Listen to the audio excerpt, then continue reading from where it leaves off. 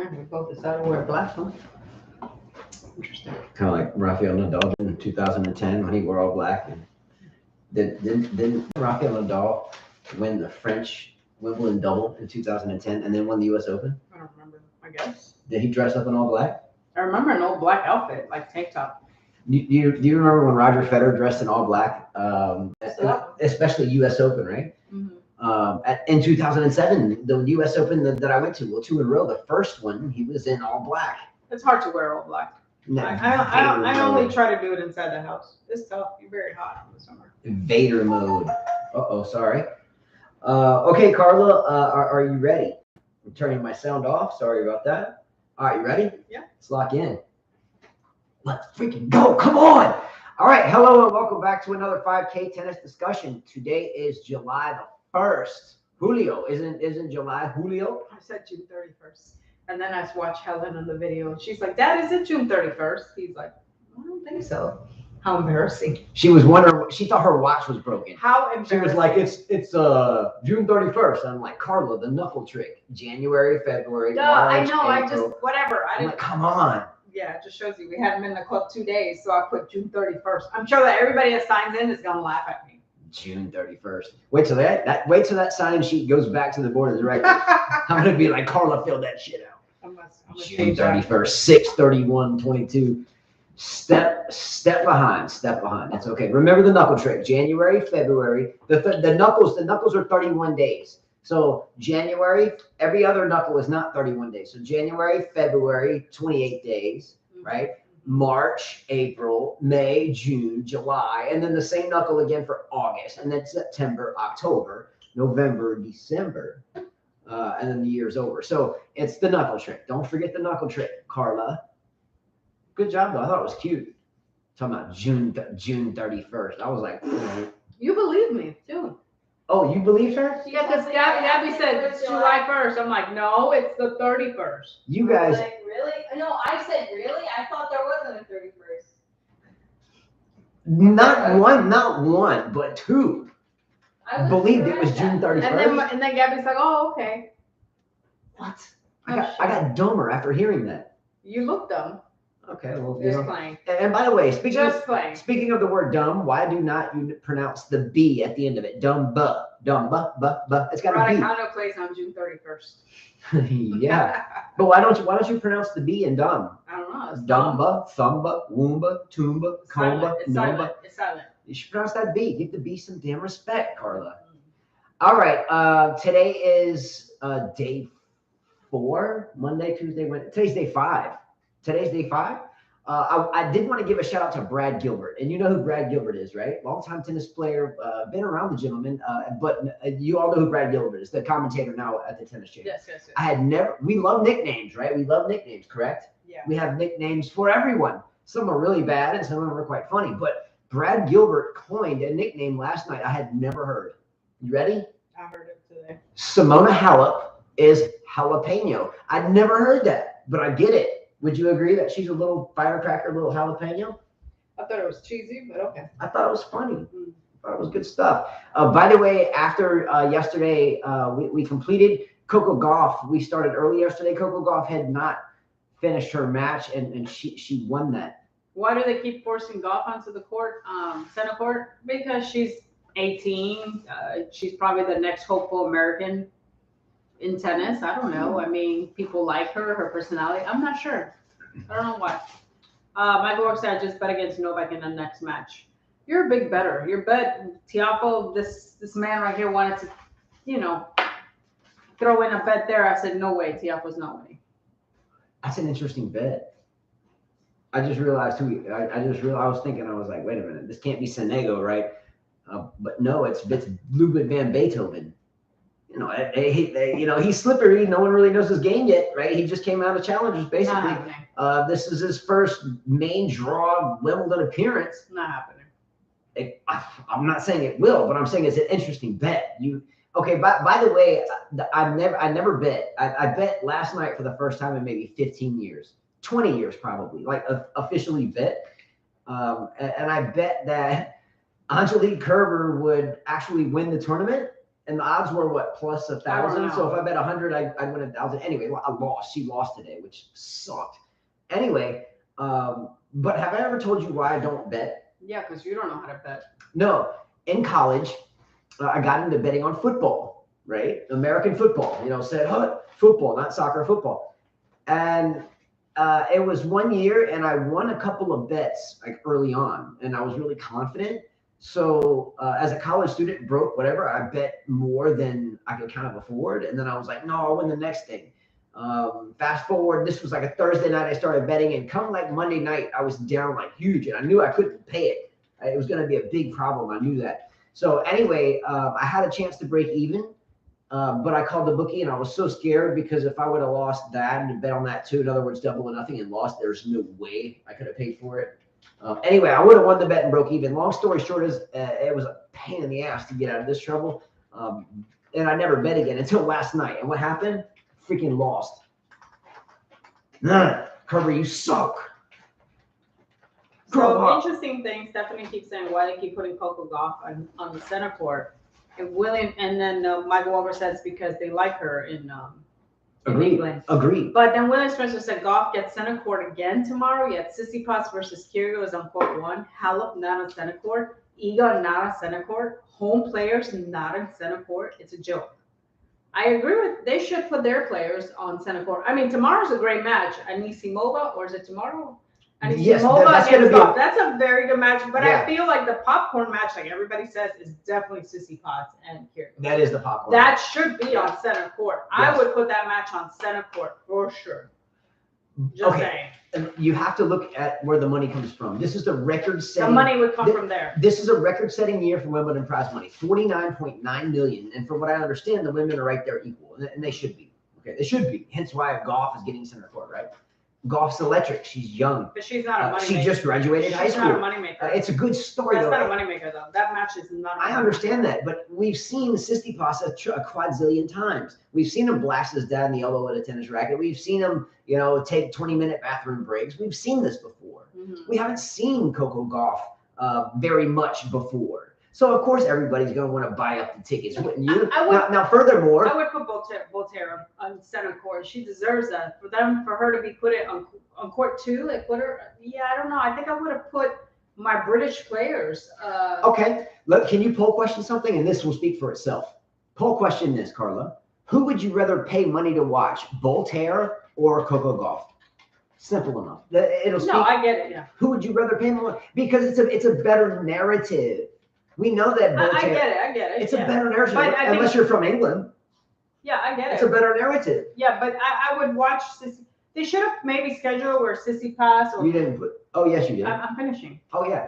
Sorry, I didn't mean to interrupt. Sorry. So I would have put maybe those matches like Goff center court. The next match Tsitsipas and Nick Kyrgios center court. You know what I mean? Maybe schedule it that way. Yeah, it's a great narrative though. She just graduated from high school while she was here. Didn't know or was at the French Open. She got her high school diploma and she was playing a major. Was it this one? Time flies.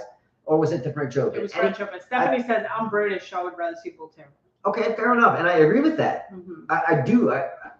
I'm with you, and I understand that Hinman Hill and Murray Mountain, and I understand that totally. Yeah. But I'm saying you have to look at the sponsors. Who gives that $49.9 million worth of prize money out? A conglomerate of people, a board of directors. Believe me, we deal with one all the time. It's not you. You're just a peon as the tournament director. You're just a peon as the teaching pro, because ultimately it's the board of directors that you must give 110% effort to and remain humble. But the money is going to dictate. Do you understand what I'm saying? I understand what you're saying, but even dumb me with marketing, I would think that you would bring more money at the center court by putting Nick Kyrgios and Tsitsipas. Dumb me would have put those two matches on there.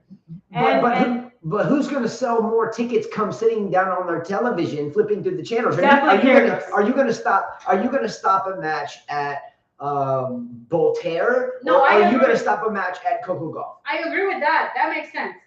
But out of respect, again, here we go with the English. I'm so sorry that I have to do this again to you guys.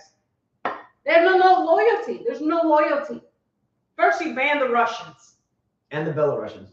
And now you're going to go do this to your players. When possibly Watson has never made it this far. And here we go, Voltaire. First time ever. Chance to make it to the 4th round. And here you go, you stupid dumbass. Let's go, girl. Let's go. They should have put her on there. Because if you watch her with the blonde hair and the ponytail, the little, scrunchie, in her, the way she speaks, she is English. And here you go, you idiots. Just saying, fucking idiots. And good for Watson, good for for them, and good for Nori. Look, the U.S. men, by the way, they could have put golf maybe in a different court, maybe brought her in later. Maybe they could flip a coin for it. I don't know. That's stupid, Mark. They should have a screech off. I got it. You have a screech off. You get all the ladies together fighting for court 1, and you get a decimeter. You get the thing that registers decibels, bing, bing, the louder the noise is, and you say, all right, ladies, come step up because you're so good at grunting. The one who gives me the highest decibels on this grunt shall get center court. Freaking golf comes up. Yeah!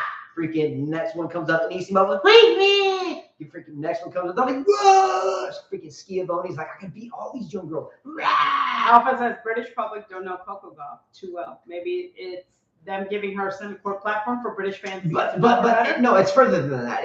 The people that come there to watch, God bless them. A tradition is abound. However, the money comes from the people sitting on their phones or sitting on their couch. How many times has she been on center court? One time? Yeah. Remember, there's only how many times? I'm asking a question. How many times? Coco Golf, this is your 3rd round. So what? I know one match was on center court, right? Yeah. So how many times has she been on center court? That's a great question. I mean, I know that it should be fair. I know a lot of these top players complain about not being on center court. They should really rotate it around a bit. Give Nadal a chance. Djokovic, I know they gave Serena a chance. Those players have earned it to be on center court. They've earned it. You know what I mean? Mm-hmm. But it's rarely you get to see a British player go this far. You've got Voltaire. You've got Watson. You've got is it Draper or is it Brody? Brody is right. Brody won. Mm-hmm. So he's in Nori. You got Nori. So those are your 4 British players. Are there any more that have made it? That's all I can think of. Nori. It's good research. Brody. I'm gonna show them something. I'm gonna fix it and bring you some stats. Yeah, I'll put them on. All right. The center court aspect, I get it, is great for the fans that are there, right? I understand that. But the millions of people that are sitting there lapping up ads, are watching the commercials, and are watching the sponsors on the nets and around the billboards and so forth. That's the match they're trying to cater to. So what better? By the way, the only U.S. corporation right now covering Wimbledon is ESPN, excuse me. And then I think after the first week, it switches to another network. Anyway, but what the broadcasters do is they want to find who is inside the bell-shaped curve, right? So you have a bell-shaped curve. They're really good. They're really outlier ones out here, but the meat is in here, right? Mm-hmm. So you want to try to find out where the meat is and how to cater to them. I'll show you something personally. This is our YouTube studio thing for the channel that we do here, all of us. And it gives me a demographic. I just pushed it up to show you how we can manipulate people with propaganda and marketing and so forth. But it says here that 28.5% of all of us that are watching this right now are between the ages of 35 and 44. How old are we, Carla? I'm 40. 44. We resonate. So sometimes, in other words, so it's just oddly enough that after 4 years and all this time, that for some reason the group that resonates with us is between our ages, right? However, there's many more. So what I'm getting at, the male players is very dominant. It's 80-something%. You can't even see that. But what I'm getting at is we have 1.2% of us here now. 1.2%, given that this is the actual average or the mean. 1.2% are between the ages of 13 and 17. 8.3% are between the ages of 18 and 24. 23.5% are between the ages of 25 and 34. And 28.5% are between the ages of 35 and 44. And furthermore, and I'll stop here, between the ages of 45 and 54 are 13.9%. So if you add all those numbers together, long story short, you have a whopping percentage of people that are between the ages of 18 and 64 years old. So what am I going to show those people regardless of what the hell is going on? How can I show more things to that median of people? And that's what you're going to see. So based upon now, tennis right now in the United States ranked, and we did a show about this, but tennis right now ranks less than soccer does in the United States. And let me repeat that, soccer. Look, your dad, your father was a really good soccer player, a Honduran soccer player. A lot of respect for these athletes. But in the United States right now, if you tell me, if I got some dude that comes up to me who's like, Carla, Justin, you guys want to go out for a drink? Yeah, let's go. Come on, where do you want to go, man? We're gonna go to the soccer club. I'm gonna be like, damn, man, man, Carla, you look sick. Let's go, right? I'm just saying, but tennis ranked below that on a recent series that we watched. Okay, so what I'm getting at is if tennis ranks below these billionaire broadcasting companies, you damn sure don't want to use the one time you get to show it on someone that is not very exciting to watch with not a great story, right? Who are the two best stories right now and are the three best stories right now in Wimbledon? Forget about who they are. What are the best stories? Coco Gauff is one. Graduated high school. She's African-American. She's a minority. Serena's on the way out. Is she on the way in? Numero freaking uno. Am I right or wrong? Coco Gauff is the best story in Wimbledon right now. No, I disagree. Give me a better one. Djokovic? Nadal and Djokovic are your best stories. I've seen that 60 times, man. That's not the best story. That is the best story. Nadal, I'm not saying that but Nadal is the best story. I'm going to sleep. Nadal is the best story because the calendar slam, which I hate saying because no one should put that pressure on them. That is not the best story. How is Coco Gauff the best story? Because it's exciting. How is it exciting? Because she's exciting. Her game has a lot of work. I've seen Nadal scratch his ass enough. I disagree with you. Her game has a lot of holes. She will not win Wimbledon. But isn't the joy? She got destroyed at the French Open. Isn't the joy of following a young athlete, watching them feel their holes? Sorry. Watching them get better? No, I just don't see that. I'm sorry. I don't think she's the story at Wimbledon at all. To me, she's the best story currently. What are you going to tell me Sakari losing is? I disagree with you. No. And we're talking about Swiatek. Will she complete this? I hear this a lot. Will she do the double? I've been hearing this a lot. Will she do the double? Can she transition from clay? I have yet to hear that golf is the story. Okay, well, opinions are like assholes. Everybody has one. That's I'm okay. sorry. You got one. I got one. You're the only one saying that. I have not heard that she's the story. I've not seen that. Okay, it's objective. It's objective, so it's not fact. It's one of my opinions. Okay, now give me another story. Novak Djokovic has got pushed out of Australia. Yeah, I didn't realize he hit a tennis ball. Someone said that because you were blobbing. My bad.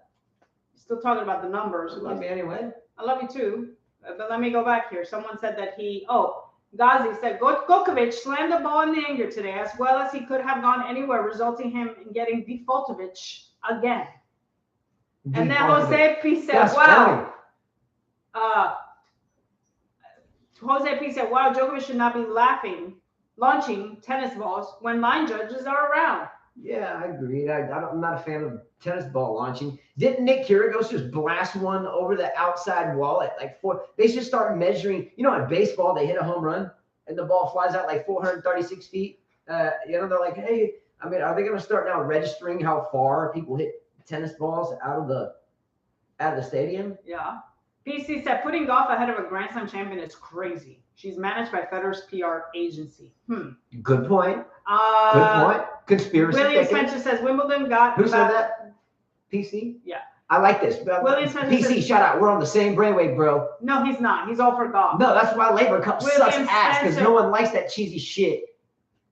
William Spencer said Wimbledon go on about tradition, yet Sakari played basically in underbrawl. Halep wasn't given a chance to open the event. Not only that, she's not played one match on center court. Pacer says Iga, #1, should be on center court. Dram said if Coco is going to sell tickets more than other females, she will be on center court. Jack says, exactly. That's what I'm saying. Jack says golf looks lots to prove, but definitely more than bottles. But Swiatek should be more on center court. Agreed. Yes. Yeah. Agreed. But what I'm saying is Swiatek, regardless of how good she is right now. Stephanie said golf's game is boring. when we did the poll question, was it who would you rather pay to watch golf, and who was the other one, or Nishimova? Who was the other The one? other one was Voltaire. Voltaire. Who would you rather buy a ticket to watch Coco Gauff or Iga Swiatek? Oh, Us tennis fans, us diehard tennis fans that bleed it, we teach it, we raise our kids to do it. That's all we know. It's what we do. If it's not for us working, we're doing this with. It's what we do. It's what we breathe. It's all we know. But for people not like us that would love to be in the presence of someone as dominant as Iga Swiatek, and I'm just the run of the mill person like Nick Kyrgios. I hate to say it. Okay, love Nick. Hope he does well. But I'm saying no way she's Nick Kyrgios is the tennis. What the layman tennis fan is the tennis.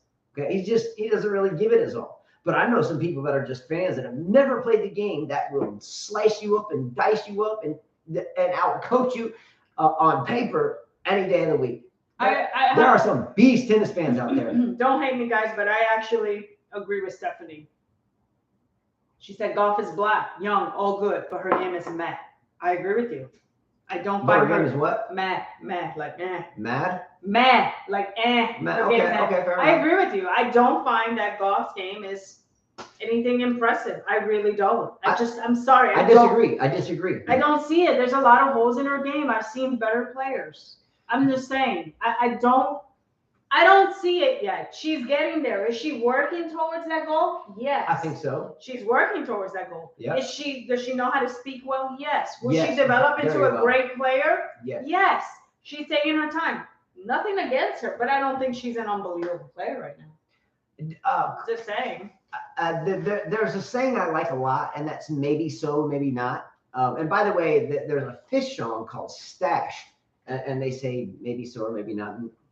And no, they didn't play that there. Anyway, we can say maybe so, maybe not. Maybe Coco Gauff does more than most, multiple majors or not. Maybe so, maybe not. But Coco Gauff has a bit of electricity around her, and she has a nucleus of positive energy, and I like her. And she doesn't have what seems to be a cell wall of control around that. It seems to me that this young girl is able to think freely, to play freely, to have fun, to experience the world, to smile on her face, and to have positive things to share with other human beings.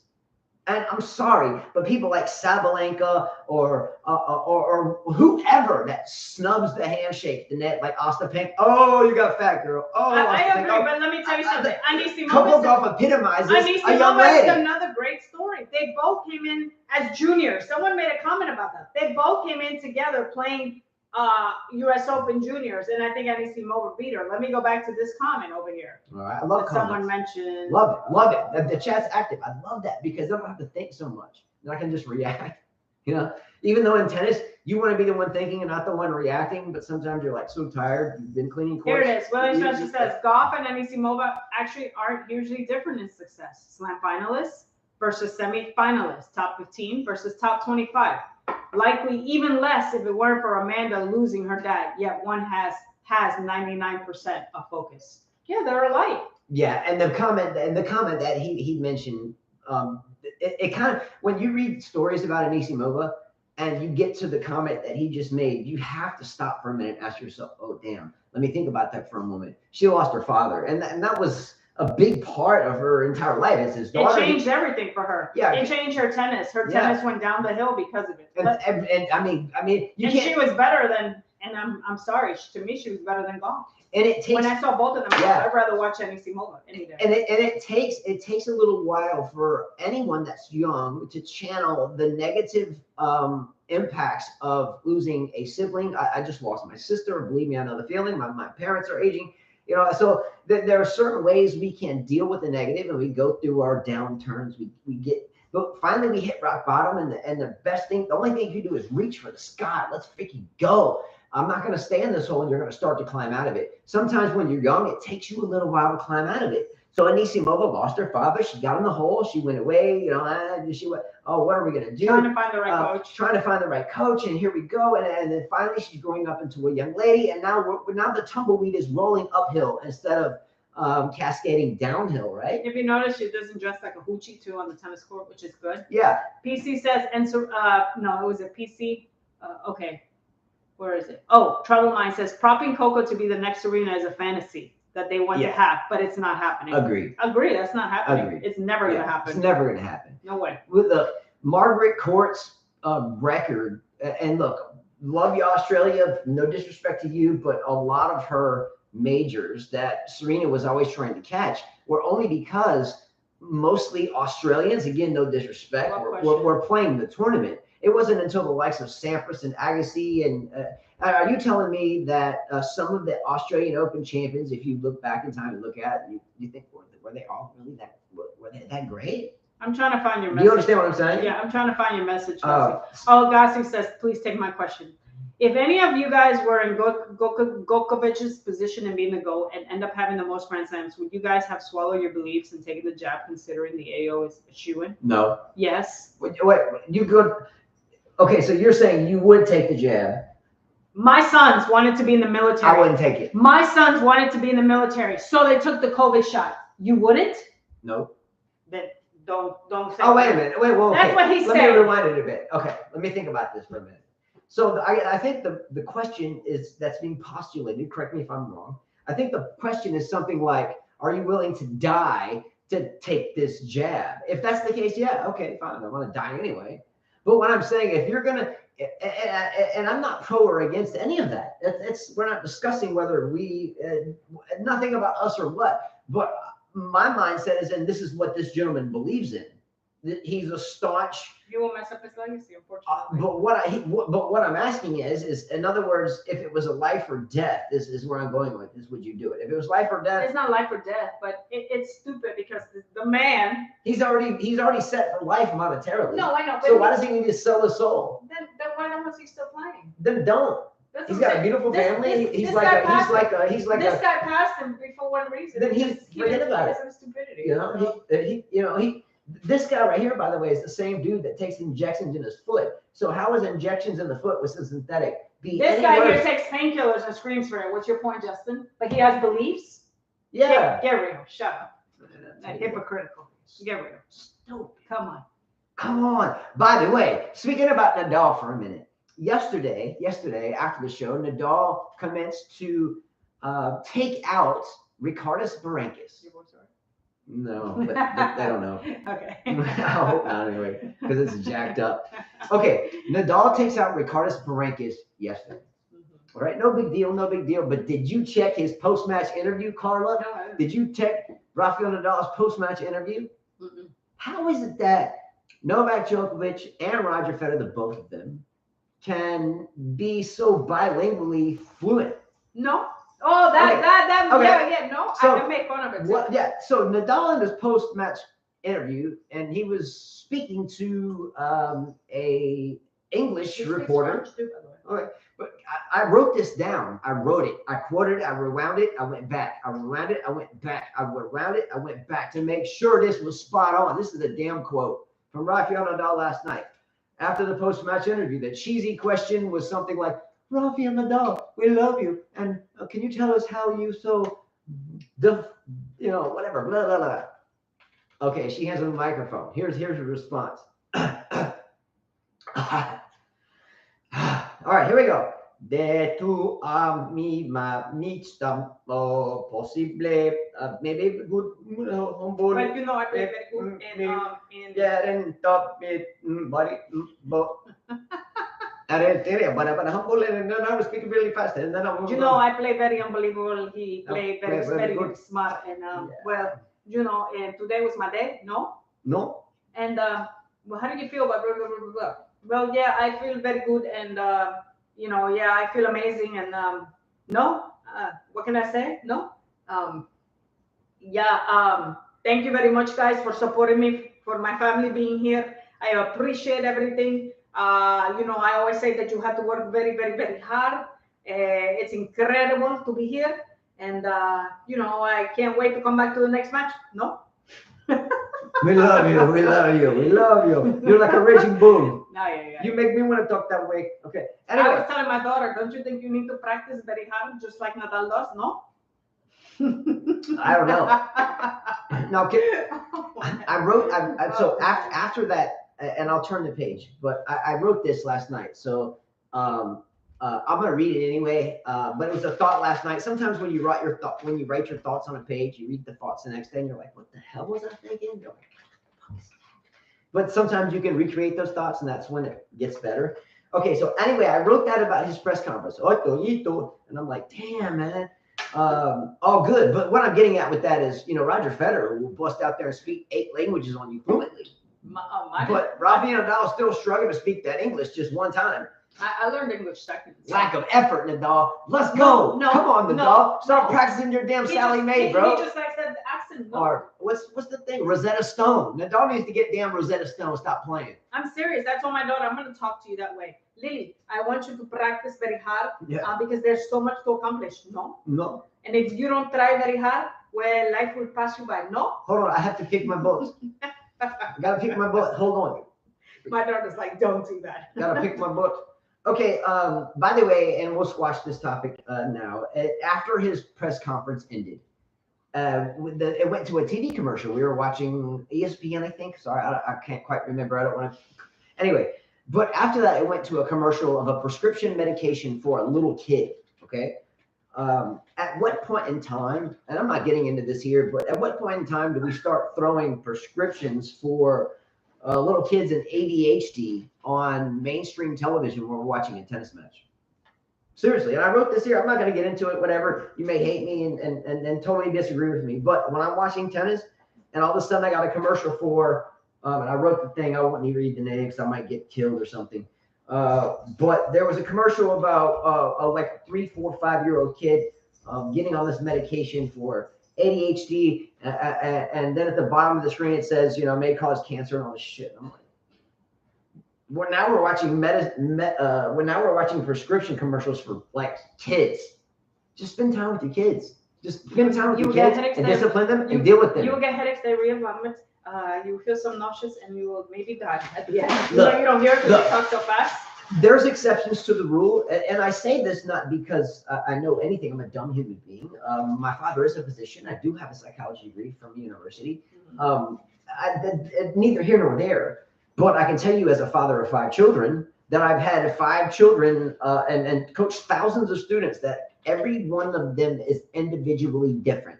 They are all damn different. There's not one that's the same, right? So let's go. There's not one that's the same.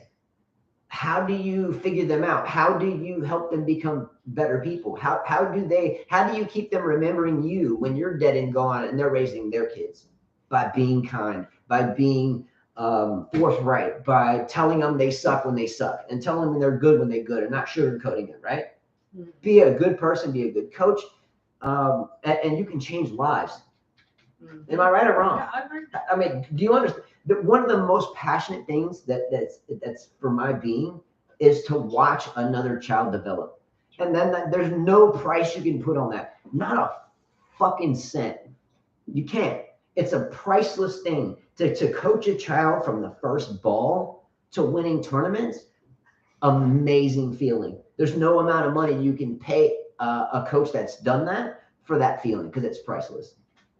Fair enough. Anyway, let's talk for just a moment about Frances Tiafoe. Okay, let's go Tiafoe. Rip City. Rip City's into the 4th round.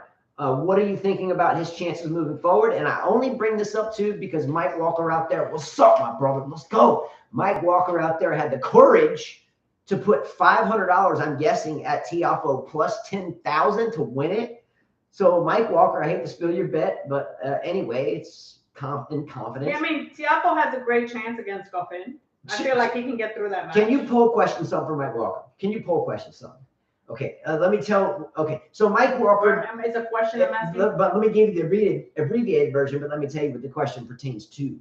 So Mike Walker bet X amount of money that Frances Tiafoe would win the tournament. Kind of like what I did with Kerber and lost my ass like 12 hours later or 8 hours later. Yeah. Whack. Anyway, he bet that same type of bet, but that Tiafoe would win because the action was so big. So he stands to win something like 50 grand. Correct me if I'm wrong, Mike.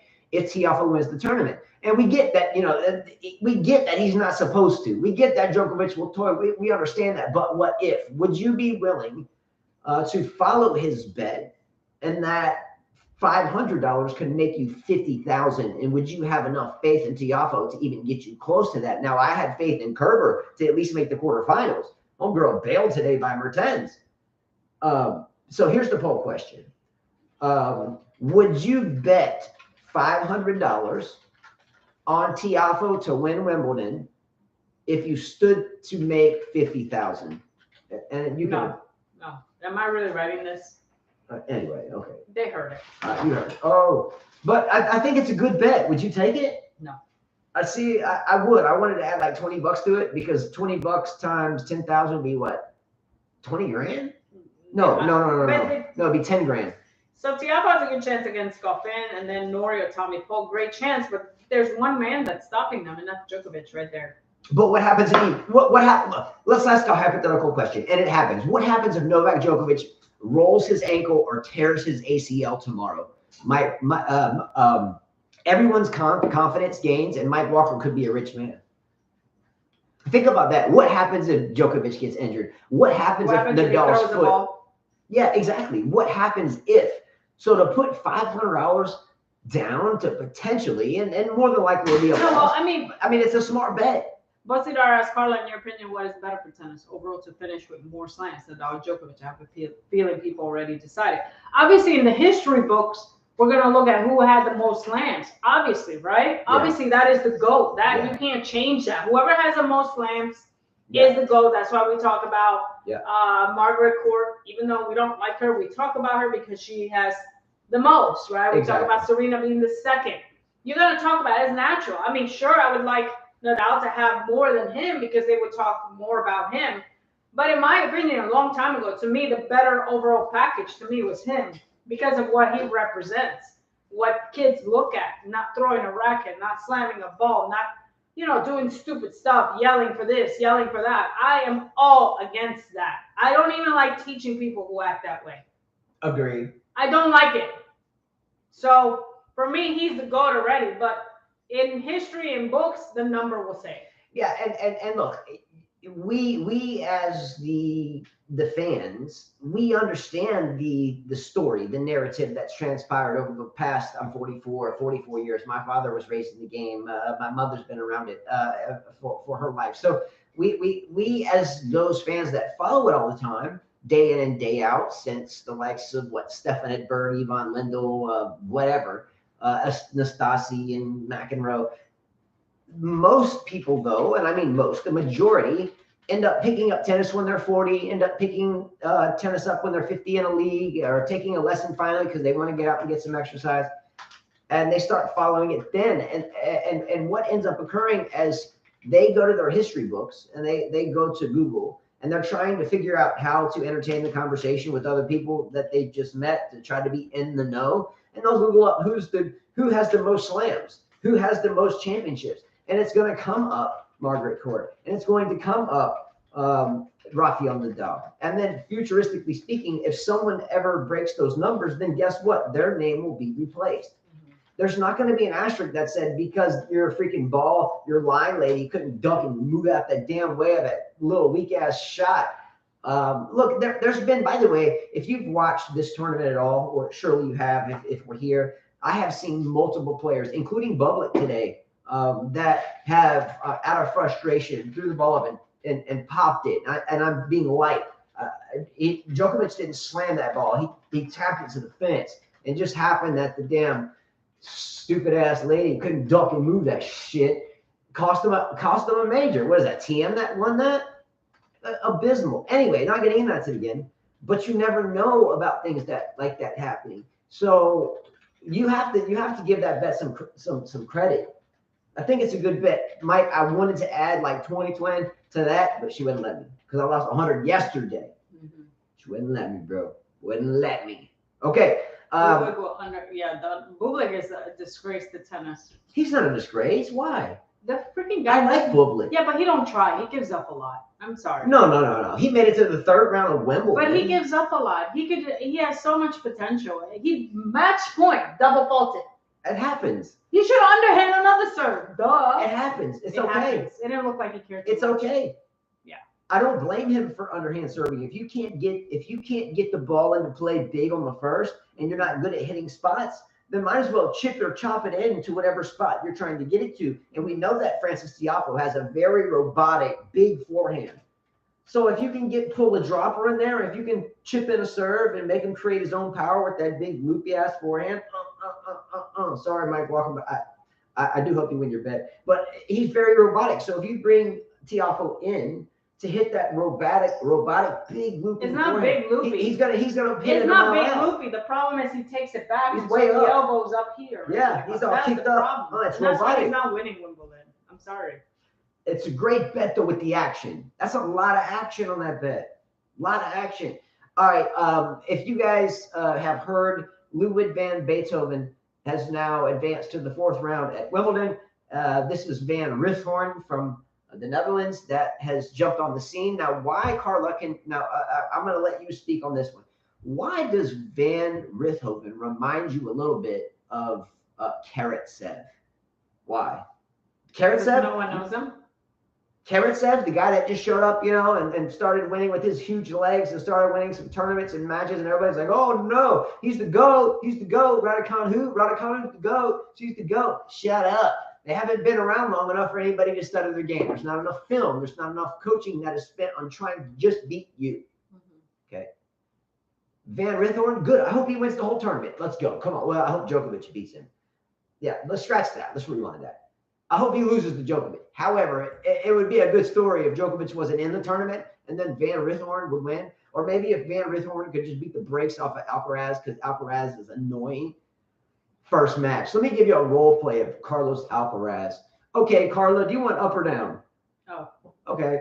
I'll serve. Go back to the baseline. First serve. You hit a ball back. I hit a winner. Let's go. Come on. Get the ball back. Second serve. Hit it in. Opponent hits it in the net. Let's go. 30 love. Go to the other He side. uses a lot of energy with that. Go to the other side. Okay. It's 30 low. This guy's a bozo. Let me go ahead and just push it to his backhand. Right-handed player. Push it in the corner. He frames it. Let's go. 40 love. By the way, let's fast forward this match to the very end. I'm up 6-0, 6-0 in the best of 5, and I'm up 5-0, 40 love in serving. I'm kicking this dude's ass like a perfect game that's never happened in the history of tennis. Freaking serving underhanded. Tap. Guy comes in, doesn't even try. He's like, let's go. I wish he would chill with it because it's annoying. It's like Raducanu and Alcaraz have the shittiest celebration repertoire I've ever seen. Right? Do you congratulate on unforced errors? No. Hideous. Okay. William Spencer said, I like his comment here. Where is it? No one knew him 1 good month, and then very soon everyone will forget him. Left out. Raducanu? No, Beethoven, just like Karatsev. Yeah. Same thing. Karatsev who? Jose P says, opponent double faults, Alcaraz quietly fist bumps his team. He always goes like this with his big lips. Yeah. Dude could get injured. His lips like this.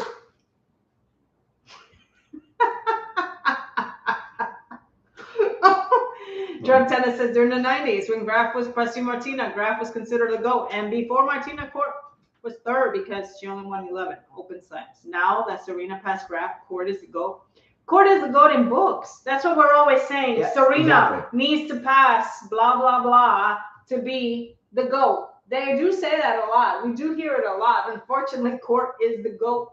Because if you just Google it, Not that we want to. Yeah, we don't want it to be that way. It's stupid. Yeah, exactly. Like again, you have to think about the era. All right, Gabby, chill out.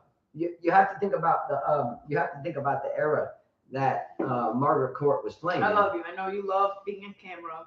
I get it. For the longest time, those tournaments, namely the Australian Open, were played by 70% Australians. So in other words, players that would not venture too far from there, it was saturated. Anyway, we've talked about this before. Yeah. Okay, moving forward. Maria Sakkari goes down to Tatiana Maria today. Okay, her opponent that beat her, Maria, is going to face off against Ostapenko. Oh, you got big, girl. What's up? Wait, here's a comment that someone made about Let's go, that. Ostapenko. Ostapenko won, right? She got big. And this is what Wildlife says. Oh, damn, girl, you got big, man. Wildlife says, these girls should be ashamed to lose to Ostapenko. She makes Serena look like a fitness trainer. Oh, who said this? Wildlife. Let's go, Will. Let's go. Can you read that again? Read that again. These girls should be ashamed to lose to Ostapenko. She makes Serena look like a fitness trainer. True. I ran into, by the way, I didn't tell you guys because I didn't want to have people try to get my digital picture, but I ran into Ostapenko today. I did. Let me find Ostapenko. I just okay, I found her. Okay. So I was running through the store and I saw Ostapenko. Okay, can you see this? All right. Ostapenko, what's up, girl? I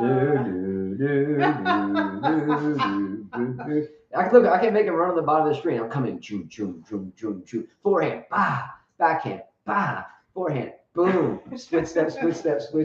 Backhand. Down the line. Up. Top spin line. Oh. That's not who she looks like. What's the guy called Ghostbuster that comes out? Oh, the Green Goblin thing? Yes. Just put Ghostbusters. I'm sure that'll come up. That's what she looks like. The little like. green squatty thing. That's what she looks like. Yeah. Damn, that's bad. You have it? Oh, she has it. Show that. This is Ostapenko. Yeah. Yes, picture of the year right there. Good job, girl. Oh, Ostapenko. When she's mad. Oh, no. And when she's pissed when an opponent beats her. And what about when she snubs the handshake at the net? You got a snubbed handshake picture? I don't know. I can find one. Anyway, that's funny. That's funny. Okay, Ostapenko. Oh, girl, you got big. Ostapenko moves on. Are you excited about where she's going? Or are you just like, man, I hope she doesn't be an asshole all her life? She can be mean. Do you really? I'm just saying. Look, I'm the first person to say I'm sorry or to say, hey, maybe I was young then and maybe I had a lot on my mind then and I stressed out then, whatever. But I think at some point in time, the likes of Ostapenko and even Tsitsipas need to at some point say, yo, I got a little bit older. I acted like a schmuck, but I really do love the game and all my fans, but I won't hit my dad with rackets anymore and I won't eat any more tires. I think she can finally figure it out. But I think when you're doing anything less than your best, like here it goes. It's hard to get people to respect you, especially the vintage fans, especially those of us that have been involved with the game since the 70s and the 80s, or like my father since the 30s and 40s, or my mother the 50s and 60s, whatever. Yeah, laying out fried potato. You have to understand that tennis is a global language, and for the most of us, if you're watching this now, it's something that means a lot to you. And if anybody disrespects that, you have a problem with that, right? Think about it. We have students and members of the club that we're blessed to teach at, that or doctors or whatever, and they come out there and they put their everything into playing a little bit against the wall or a little bit of singles or doubles. And you look at it and you say, you know what? It's a beautiful thing to see someone that's not a pro player, that's just your average everyday player, and they are out there putting enough energy in to make some noise. And it's a blessing to see. When people disrespect that, namely get like Matt Gossi got on your butt. That's okay. Justin, you shouldn't body shame Ostapenko. Sometimes it looks like the wind's gonna blow you away because you're. That's fine. That's okay. Look, you can't. Wait. That's okay. It's fair enough. That's fine. Or big like her. Yeah, it's fine. By the way, on the and Marty isn't fat. I agree with Michael Walker. Yeah, on the Dan Patrick show, I love this show. Dan Patrick is a sports commentator. He started ESPN. Gossi, she's a fat ass. She's For a pro, you should not get that big. She's a fat. There's nothing wrong with being fat, but if you're a pro and you let your body get to that, there is something wrong. You're disrespecting yourself and the game. Come on, man. You got to work hard as an athlete. Disrespecting it's yourself. It's like Shaquille O'Neal trying to come back and play basketball. He don't care. He's retired. I'm just saying. There's nothing wrong with being big. Well, yes. But I get where you're going. But Shaquille O'Neal's old. But I'm saying, I'm giving you an example. Yeah. So look, I can't dish out shit and not take it in. And I appreciate the comment. I really do. But the fact of the matter is this. For someone that bleeds the game, and I have since I was born. Again, I was born into a tennis family. My father played. He's 84 years young, probably watching. His father played. He was born into it. My sister played. She passed away recently. There's a lot of damn passion we have for the damn game. You can't get that big. And look what happened to Serena. Yeah, and all I'm telling you is that if you're, and I'm not saying you can't go out and play at the club or whatever, drink a beer and do whatever you want to do and hit the tennis ball, that's fine. But if you want to be a major contender and not just have a lucky win like Bartoli or about the same, they look about the same. Now, not Ostapenko's first major at the French, what, 2017? She was rich. She was a stallion. She was a young fighter. Boom, boom, boom, boom. Look, we given shit to Osaka when her tricep. Bartoli was huge. How she won that? That's what I'm saying, unbelievable. We've given shit to a million players. What about Wencelas? Everybody gave her shit. Everybody gave her shit. This isn't just about her. What other? It's not body shaming. You're an athlete. Yeah, who was like an athlete? Who was the a professional athlete? Who was the males player that we gave shit to like 2 U.S. Opens ago? Milos Raonic, his fat ass. Then we give it to him. Said he looked like Adam Sandler out there. If you're playing pro sports, you can't look that way because you're not gonna win. Your job is to be an athlete, a pro athlete.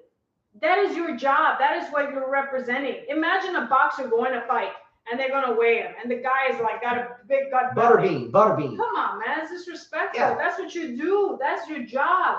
As a normal person, after you retire, do whatever you want. It doesn't matter. And look, and all credit due to Mike Walker. He did say something realistically true. Ostapenko was never ripped. She wasn't, but she never was. But she was an athlete that at least could float around the court a little bit. Now she just shakes the damn bleachers when she's running after a forehand. Just saying, she's big, and the problem isn't just with her. If you're an athlete that's entertaining third, fourth rounds at a major, you've got a couple $1 million at your disposal. Okay, don't you think her team, her nutritionist or trainer? Then you should make that bet. Should be. I thought you had to win. Okay, well then add us 50. Add 50. Add 50, Mike. Add 50. You good? Yeah. Just give us. That's true. Give us a photo. Add 50, and I'll send it right. to you now. You can be fat and win women's tennis. Serena proved that. Yeah, you're right. She wanted. Well, she wasn't that fat when she won. When was she fat? Who? Serena. She was always in shape. Yeah, no, she's always been Rip City until recently, till post child. Now, by the way, lest we not forget Carlo here. Dun dun dun. Has had 5 children. And I'm realistic. 5 children. I'm realistic. I was a lot thinner a few years ago. Okay. And that was after our last child. Do I really want to work that hard to get back into that type of shape? No. But you didn't work that hard then. Just the body. As you get older, the body gets older, which is why it's tougher for Serena. I don't have the best, you know what I mean? I don't have a nutritionist or a trainer. I don't really work out. I teach. I don't have time to work out. True. Okay, what I'm saying is, even if I try to go to pro tennis, my coach, by the way, when I trained, would tell me when he first met me, I think I was about 135 pounds as a 17-year-old. You know, first thing he said to me, we gotta lose weight so you could be lighter to run. I got down to like 125. I like this guy. Because you gotta be an athlete, he says. You gotta be able to withstand the heat. And I lost the weight. That's what athletes do. If I try to go play pro tennis right now, I couldn't do it. I'd have to lose at least 15 pounds to be able to move and not get tired like that. I can do it right now because I'm not playing against anybody who's really threatening me. As we get older, though, to use the type of equipment, the weights, the machines, the repertoire, our joints give way. So we start getting ITV pain, exterior knee pain, MCL pain, ACL pain, PCL pain, all types of pain. So you get to a certain age where to put your body and resist, or to put your body through the resistance training that it needs to be able to pop off on the footwork throughout best of 5 match, especially of on the male side. You got to be in that's tip what top shape. Djokovic has the best body. He's lean for tennis. That's what you need to be, is lean. He's not over exaggerated with the muscles. He's lean. That's what you need to be fluid in tennis. I'm sorry. Yeah. If you want longevity in the sport, that's how you need to be. All right, shifting gears. Sakari once again goes down. Sorry, but nonetheless, Sakari to me is just about as good as Sabalenka. They'll hang in the thick of it. They'll make some premier semis or maybe win a premier or something. The equivalent of an ATP 1000, and that's probably about it. Okay, Great Britain must be happy, by the way. Shout out to William Spencer, who's in Great Britain, I think. I'm fairly certain. I think Jack Nolte is in Great Britain as well. Heather Watson took out Juvan today, her first ever 4th round appearance at any major. we'll give her a congratulations there. Okay, great job for her. She's been around a minute. She's not new to the game, and for her to come out and shine, make the 4th round, basically the 2nd week, good for her. I've always been a fan. She's the type player that when you have watched played over the years, even at the tail end of her junior career, you're telling yourself, she's good, but I've seen better. Like so sometimes you see a student and they think they're so great, and you don't say anything. You motivate, but you're saying, you know what? They're good, but I've seen the same or better. This is the type of player that Heather Watson has been for a long time, and she looked better than that the past couple of matches. Good for her, great job. Hopefully she does well. The next round she placed the girl Nimier, the German player, right? German player, right? Am I correct or wrong? FAA has a good tennis body. Yes. He's got the right body type for it. Yes. Absolutely, yes. I mean, the more muscles you have, like Tiafoe or Serena, you have to be careful over the years with wear and tear. You know what I mean? That's why I say Novak's body, like someone like my body, if I would have played in the pros because of my muscles, I would have to really taken care of them. You know what I mean? And not allow myself to get bigger because the weight adds on to your knees as a pro. And that's what I'm talking about. You need to be lean to last longer. Exactly. The more muscles you have to be very careful. For the stocky people that are muscular, you have to be careful. Probably why Venus' bodies last longer probably than Serena's as far as the injuries, because she's tall and leaner. Yes, she had that, what does she deal with? That I forgot what it's called. The sickness that she deals with, I forgot. Venus. But that type of body lasts a lot longer than the muscular bodies like Nadal or Serena. Agreed. Nadal's done a pretty darn good job. Done a good job, yeah.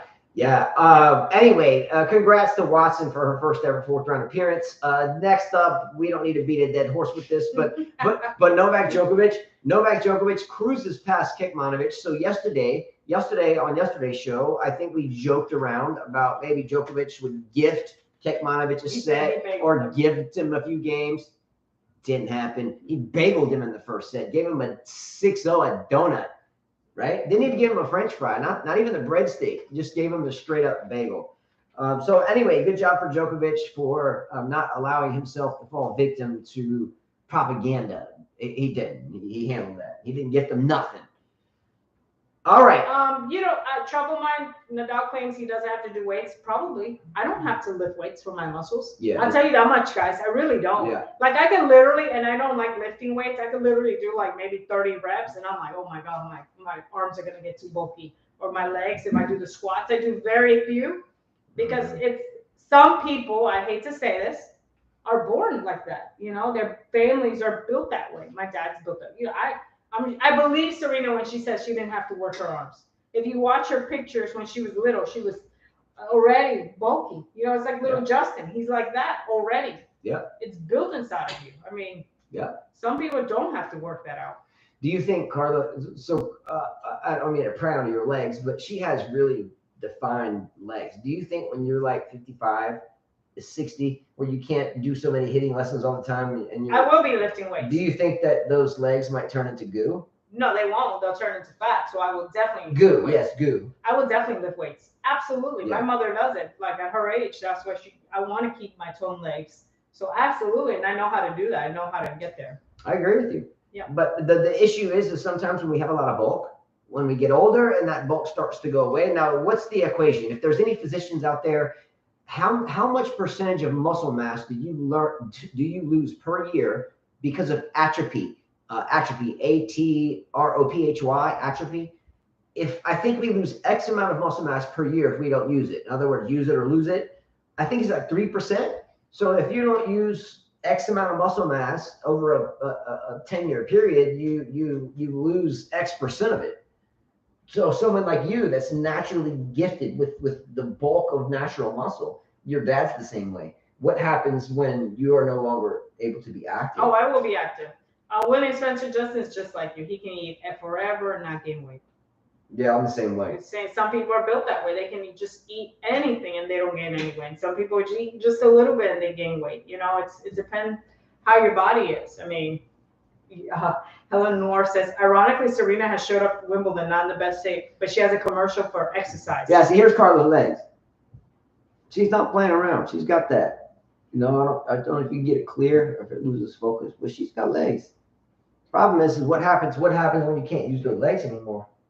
You know I what will I'm saying? use them though. That's where I will start lifting the weights. That's where I'll start doing like all the older ladies in Beverly Hills and then 2 go to the gym. Oh, 90210. And go to the gym and like be like 1, 2, but I know how to do it. So yeah. Yeah, so I'm bloating in the fact. So here's from the front. Yeah, too much muscle. Whatever. See? I used to be embarrassed of that. Rip City. Rip City. Yeah, so she's grinding, right? She's got it. I mean, she's powerful. She should have been a running back in the NFL. Your legs are like running backs in the NFL. Do you understand what I'm saying? I know. I used to be ashamed of that as a kid. They used to call me Diesel. In high school, the guys would be like, "Damn." Yeah, and that's why I never lifted weights. I remember having weightlifting class as a senior, and I'm like, hell no, I'm not lifting weights. Hey, I don't want to get bigger. So look at this picture of our 6-year-old Justin hitting. That's our 6-year-old. He was younger there. Yeah, this was a while ago. This is like a year ago, longer. You know, about a year ago probably. Yeah. So there's some powerful legs around. But anyway, I'm sorry to deviate. That's all I have. Okay. Next, Novak Djokovic moving forward. Does he drop a set en route to the final? Does he lose a set getting to the final? Does he? Okay, now let's think about it. If he did before, yes, he could. Okay. He could. Beethoven might take a set just because he doesn't know how to play yet. Oh, on a scale of 1 to 10, 0 being not very and 10 being extremely, how worried are you with Djokovic facing off against Ludwig van Beethoven tomorrow? Not worried. Not worried at all? No. It's not tomorrow. It's the next. Well, you get one at the fourth round. Yeah. I don't think so as well. It might be a shock and awe, 1 set drop. He does have to face Sinner or Alcaraz. That might be interesting. Yeah. Yeah. William Spence says, no, I mean, Rodrigo says he looks like little Hercules. Laugh out loud. Who wins that match? Who wins that match? Sinner or Alcaraz? Who wins that match? That's a toss-up to me. It's a toss-up. Very toss-up because Alcaraz game gets neutralized in grass. He's still learning how to play on it. Who do you feel is a smarter player between Alcaraz and Sinner? I feel like Alcaraz is smarter. I think Sinner's a smarter player. I didn't say better. I didn't say stronger. I just said smarter. I just get a feeling when I look at them that I feel more cognitive development in Sinner as a person in his head and not a person in his body. I feel like Sinner is a more mature player. And I think based upon that, I think that gives Sinner the edge a little bit. I disagree. But Alcaraz may very well win. Disagree. But I feel like Sinner is a little bit more mature. I think that Alcaraz is more of a man than Sinner. And they're about the same age. Eleanor says, impressed by Americans yet? Which Americans? Tiafoe? Good for Tiafoe. Not impressed. Tommy Cole? Not impressed. Fritz? I always like Fritz.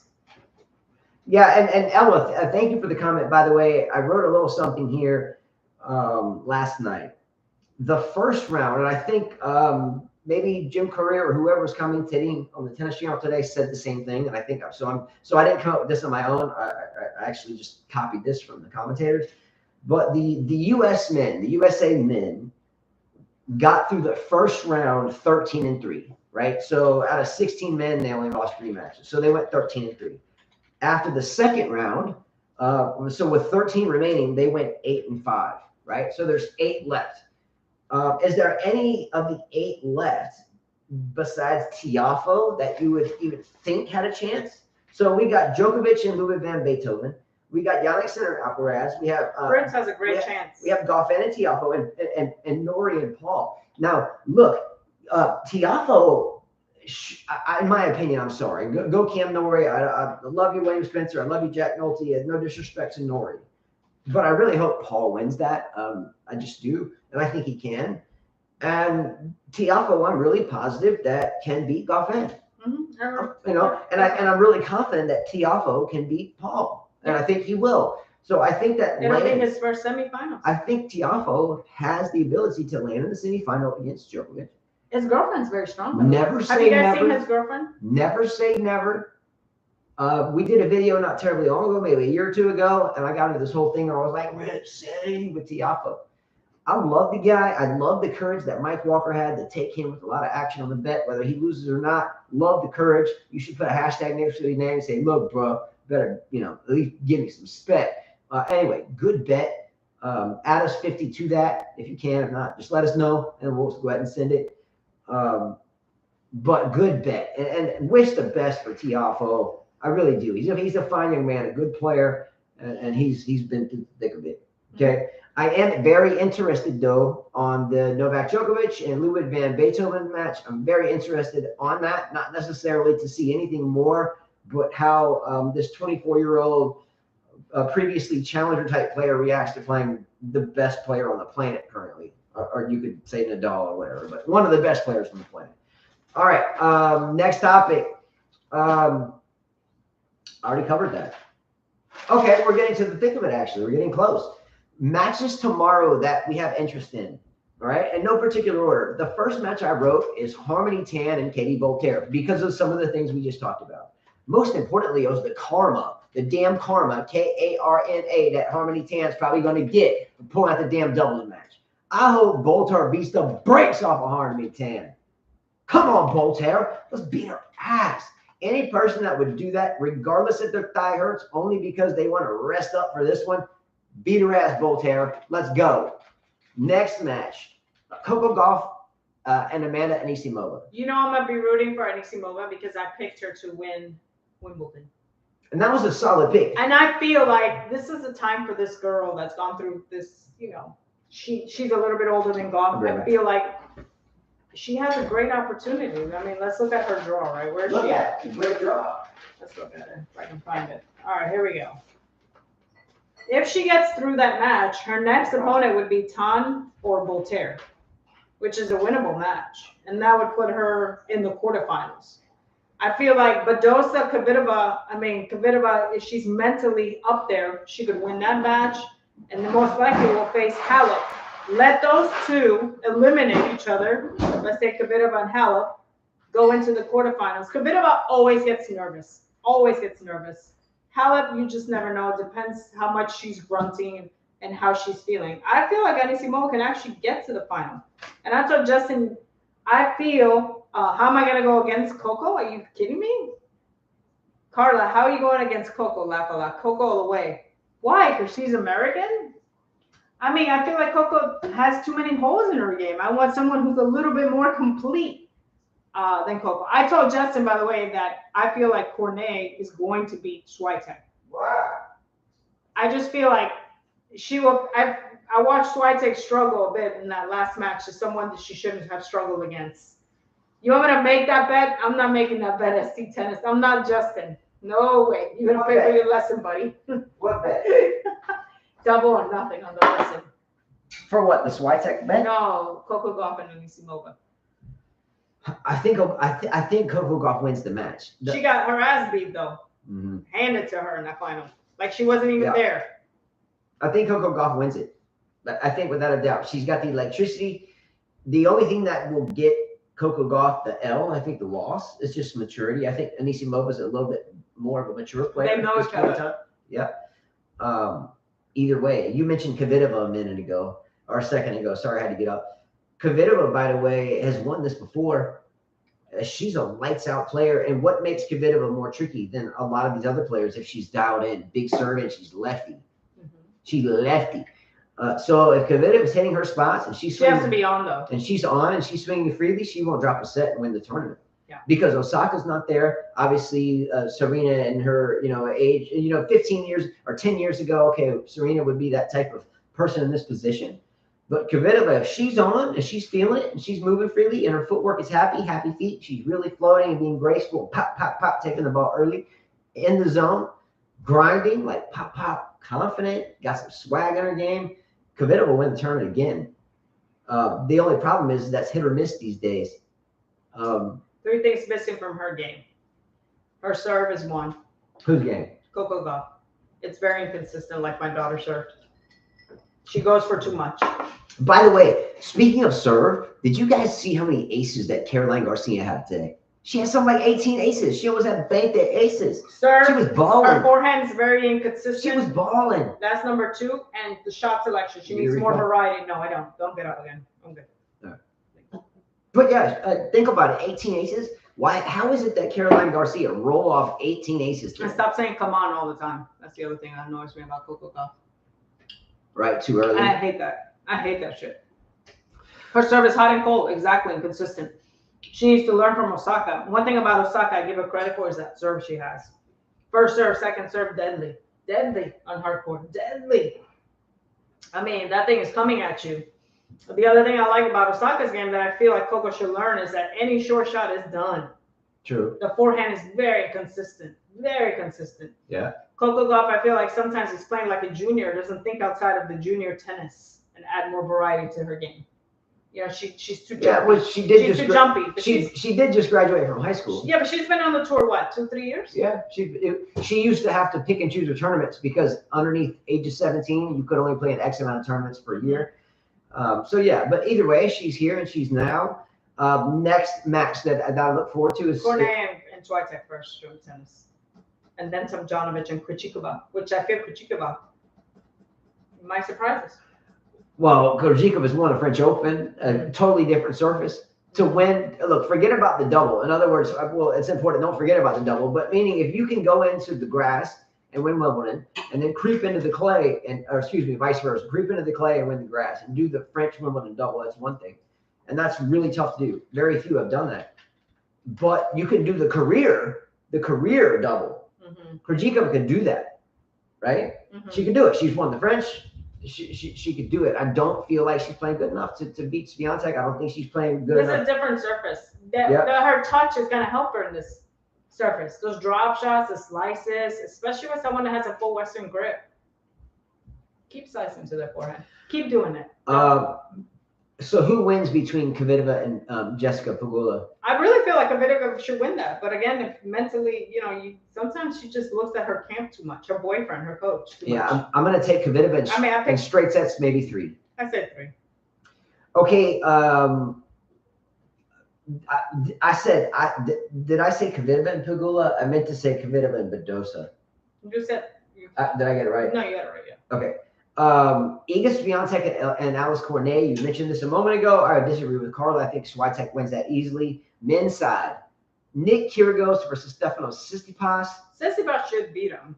Just saying. I don't think he will, though. I think the Kyrgios wins this maybe in 5, but I think he does. How many more 5s can he go? As enough as it takes for him to get more exposure in terms of ads. I like William Spencer's comment. All that hype, and yet Flavia, Pennetta, Bartoli, and Raducanu, who have more slams than her. Good comment. Coco Gauff hasn't won a slam yet. Good comment. She got blasted in the finals. Love it. Facts, knowledge. Love it. Who do you think wins? Can you pull that? Who wins? Kyrgios or Tsitsipas? I'll go with Tsitsipas. But can you pull it? Oh, gosh. All right, poll question. Who wins the match? I think we pulled it last time. Tsitsipas or Nick Kyrgios? Jack Sock, by the way, could, and I repeat, could make it into the quarterfinals. Okay, so who does Jack Sock play next? I think he plays Kubler. Is that correct? Kubler? Is that correct? Yep. Jack Sock, by the way, I must say, reminds me of Adam Sandler. He looks chunky, so I'm not putting any faith in him to do anything. I'm surprised he's even here now. You know who Adam Sandler is, the comedian? He's always kind of. Of course I know who he is. He's like my favorite actor, by the way. I love his movies. Mr. Deeds, Waterboy, Happy Gilmore. I love them. One that just came out that we liked a lot. But you can't look like Adam Sandler in the belly, just like Ostapenko can't either, and expect to do big things. Jack Sock still looks like Teletubby. Still a flabby, bro. Good run, but it's going to stop, if not tomorrow. I think he could win that match. Yeah, he can win this one. They're rolling to the 4th. But let's see. Okay, let's check it out. Let's check it out. I don't care how much you like Jack Sock. Proof is in the pudding. Where is the sheet? No. I don't have it. Who does he play next? Who? Jack Sock. He plays Mokan. Oh, okay. So Sock's next match is against Kubler. And then Sock would meet the winner between Mokan and Fritz. And that's when he would run into Nadal. So hypothetically, Sock would meet, if Sock kept winning and Nadal kept winning, they would win. They would meet each other in the quarterfinals. In between then, Sock has Kubler. Okay. Sock would then have either Fritz or Volcan. Now, by the way, if Taylor Fritz plays Jack Sock, I'm taking Fritz all day. He's more fit. He's been match ready. He's playing all the time. He has long since been in the thick of it. Jack's kind of been hit or miss. Fritz will beat Jack Sock, period.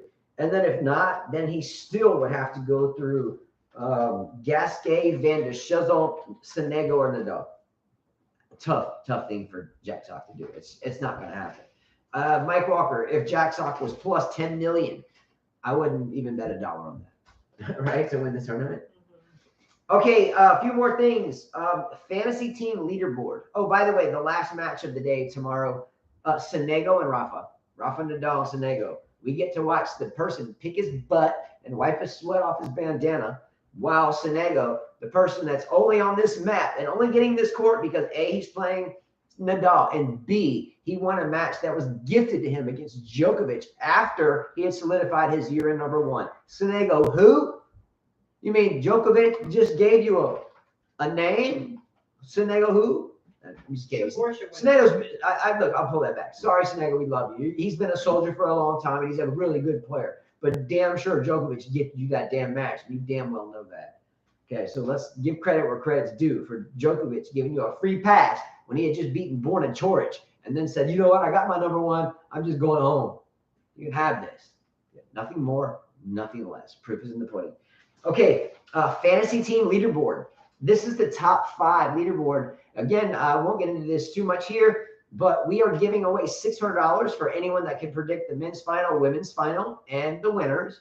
And we are giving away $50 to 2 fantasy team players. So what I'm going to give you now is the leaderboard for the after the second round of where we stand now. Now, remember, if you're playing this, don't pay too much mind to what the score is now, because it's the second week, the semifinals and finals where points really start tallying on. But for shits and giggles, in first place, first time ever I've seen this name in first place, Soumya Lahiri with 60 points, and he's well in first place. He's like in first place by 7 points. Let's go, Soumya Lahiri. Let's go, bro. Come on. Fighting, new to the game, dropping bombs in here. Player number 2, second place, solely in second place. Tumu Iskamil. Let's go. Another new competitor. Qualities coming at the qualities, taking out GOAT, showing up right here. Let's go. We got Suma Lahiri at first by himself or herself. Tumu Ek Kamil, second place, solo. Let's go. All these players, 27, 28 of them that are playing, a lot of these cats study this all the time. So I'm guessing you're doing the same because you guys are holding it down. Okay? For the $600 cash US, in other words, if you win this, we will send you $600 cash or Venmo or whatever, as long as it's not some illegal activity, to send you that cash. Gene Swart, Thomas G, we always pay you guys for doing the scoring, etc., and that will continue to occur. The $600, you had to predict the men's final and women's final, and then both winners. Now, I'm going to go ahead and tell you, if someone wins this $600, the fantasy team is going to break the tie. Can I tell you why? Can I tell you why that's the case? Because of all the teams that I have written down here, the constant variable is Swiatek Jabeur, Rafa Nadal. Swiatek Jabeur, Rafa Nadal. Swiatek Jabeur, Rafa Nadal. So what I'm getting at is most all of us have Rafa Nadal and Swiatek Jabeur. There's a couple of them that don't yet. But if that occurs, if there's 6 of you that have the same final and winners and that happens, the highest scoring fantasy team will get that $600. And if no one gets that $600, we are going to roll over that $600 plus $100 for the U.S. Open, and we will have a $700 pot. It's going to be like a freaking lottery up in this piece. 5K tennis lottery. Let's go. How we get down? Always delivering the goods. It's the way it rolls. Okay, 4th round, intriguing matchups and ending. Elise Mertens playing Ons Jabeur. Who you got? Jabeur, of course. I got her going to the final. I'm taking Mertens here. Why am I taking Mertens? Because every player has a hot streak. And I'm not saying she's not going to have another hot streak. But there's only one Swiatek right now that's rolling off 37 straight matches and won 6 straight tournaments.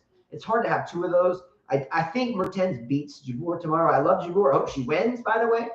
But if I was a betting man, I would bet on Mertens. Mertens had a straightforward match today. She did big things. She took out Kerber. She did a really good job. Destroyed my $100. Ate it up like catfish bait. But I'm taking Mertens here. Mertens, I think, will beat Jabeur. Ostapenko and Maria. Ostapenko, whoa, drop shot hit alive.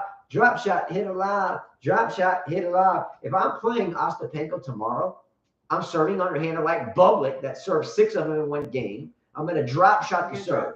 I'm going to drop shot the serve, bring her plumpy self in, and then when she comes in, I'm going to lob it overhead, send her ass back. Even if she wins the first set, even if she wins the first set, I'm going to run her ass. What are you talking about? I like Jabeur, Sister the Queen. I picked her to go to the finals, but I want. I like Jabeur too. I have her in my final. I want her Anisimova to win the slam. I'm sorry.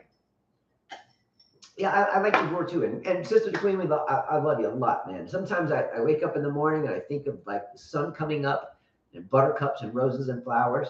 And sometimes Sister the Queen permeates my brain for hours, right? She's my poetic queen, so beautiful as she is, right? Such a graceful thing, right? Doing big things for us, right? She's amazing. Let's go, Sister the Queen. Let's go. Panko. Huh? That name, Panko. Panko. Okay, let's go with a couple more. Novak Djokovic versus Ludwig van Beethoven. 4 sets. Djokovic in 4? Djokovic, yeah. Is it the first set that Djokovic loses and steamrolls the next? He lost the second set on the other against, what was his name? See, forgettable. What was his name? Who? Ludwig van Beethoven? Against Kwan, he lost 1 set. Djokovic, I think, should handle this, but if not, if Djokovic wasn't where Djokovic is in his career, I'd be worried I wouldn't be worried if he lost. I'd be really worried if he does lose the match, because I think 22 is going to be hard to come by if he loses to Van Beethoven, right? We'll see how Beethoven plays. Will he play loosely? Will he swing freely? Will he get nervous in the moment and throw up on the sidelines like Raducanu? Who is that? Forgot who the hell that is. And how will he react to the moment? He's been doing pretty damn well, right? I do think Djokovic steamrolls him though. But if not, if he doesn't and he wins, I would be worried about Djokovic winning another major at that point, because I don't think he can play the US Open, right? No. And he's not going to be able to play Australia. So the next time he's going to be able to. I think he is. Oh, I hope so. Love to. Let's go. Come on. Big fan, obviously. Couple more matches. David Goffin against Francis Tiafoe. Who you got? Tiafoe, of course. Let's go, Mike Walker. I hope you win your bet. Oh, did he add that for us? Did you add that? I'll send it to you. Let me know when you got it. Yeah, add that there, bro. Add that there. If we win, we're gonna go. Here's what's gonna happen. If we win that bet, we're not going to. But if we did, Carla and I and the 3 kids that are not in the military, so we have 5 kids, but the 3 that are here, we're gonna come to New York City and we're gonna catch a fish show at Madison Square Garden, and we're gonna use that money to go. Fish show, Madison Square Garden. Let's go. And by the way, the other night, Fish was on The Simpsons. Do you know who The Simpsons is? The cartoon? Fish, Phish, was on The Simpsons. Stoked about it. What's up, guy? Why does it always have to be fish? Yeah, I agree. Unfreaking believable guy. Let's go. I love that name. That's exactly unfreaking believable day. Can we get what happened today? That's a good name. If you have a name, you're supposed to be able to stand behind that name. I love the name. What happened today in your life? What happened today? Tell me what happened today and we'll read that. I would love to know what it is. Great name. Great name. We've seen this before, I think. Give us a nugget of what happened in your day. So if I had an unfreaking believable day, here would be my thing. So we live an hour away from where we work, or 45 minutes, so I'm not exaggerating. And it's rained 50% every day. So we leave, it rains, we come back. Do you understand what I'm saying? So the unbelievableness is that we have done this now for 3 days, right? And it's economically not a good thing. Anyway, what happened in your unbelievable day? All right, I think that's about it. By the way, Sinner and Alcaraz, that's another one that's intriguing. Who do you got? Alcaraz in 4. I'm going to take Sinner there. And lastly, Cam Norrie and Tommy Paul. Cam Norrie should win that, but I'm going to root for Paul. I hope so. He's top 10 in the world. All right, adios, muchachos. Dinner time. Out. Mhm.